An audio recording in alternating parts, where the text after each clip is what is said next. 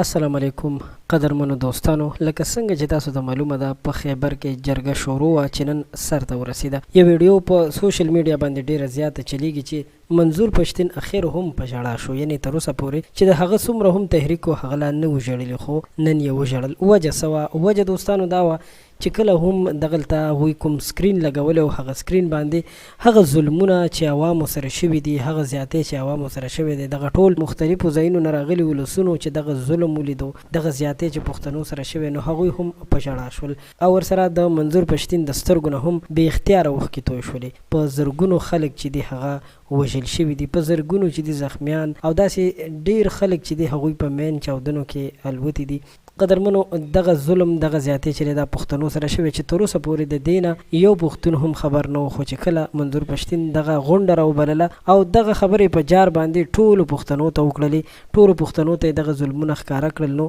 اوس پښتانه پوه شول. ویل کېږي چې همدا نن د جرګې اخري ورځ ده او اوس به خپلمنځي بحثونه هم شروع کېږي چې کوم راغلي ولسونه دي، کوم پنډالونه دي، هغوی به په خپل منځ کې کینی او حتمي فیصله به کوي. بل اړخ ته زکیم وزیر دا هم ویلي دي چې 800 جریبه بزمکه کومه چې د خیبر په یو پرته علاقه کې د دغه جرګې دپاره مختص کړی شوې وه، هغه هم کمه شوې ده، یعنې ډېر زیات خلک راغلي وو او داسې هم ویل کېږي چې د 1000 نه زیات کسان چې دي چې جرګې ته راتلل نو هغه په لارو کې نیول شوي هم دي. خو بل اړخ ته د پښتونخوا وزیر اعلی ګنډاپور دا هم ویلي دي چې که جرګه هره پرېکړه وکړي نو د پښتونخوا د وزیر اعلی په طور باندې به دا ومني. بل اړخ ته داسې هم ویل کېږي چې ډېرو خلکو د منظور پښتین ملاتړ کړی دی او هغه کسان چې هغوی دې نه وړاندې منظور پسې بد رد ویل هغوی هم د منظور پښتین په کلکه باندې ملاتړ کړی دی. قدرمنو، دا و تازه ترین اپډیټ چې تر تاسو مو در رسول ستاسو یو جهان مننه.